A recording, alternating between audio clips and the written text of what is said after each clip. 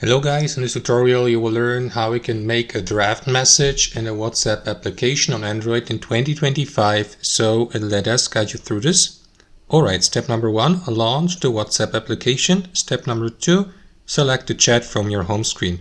So let me go with that contact here for the sake of this tutorial.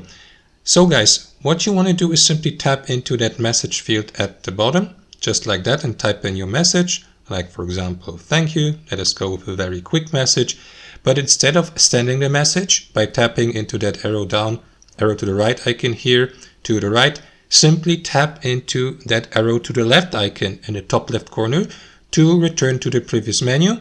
And there you go. As you can see here at the top, that message has been saved as a draft, visible by that green draft message here. And you can repeat that with any other of your chats. Let me enter that group chat here, tap in my message there, like for example, I don't know, UI or something like that. Don't send the message by tapping into that send button to the right, but return to your chat overview, and that is going to save your message as a draft, as you can see here. Just there you go. And that's how it works, guys. That's how you draft messages on WhatsApp on Android in 2025. Thanks for watching, and I'll see you next time.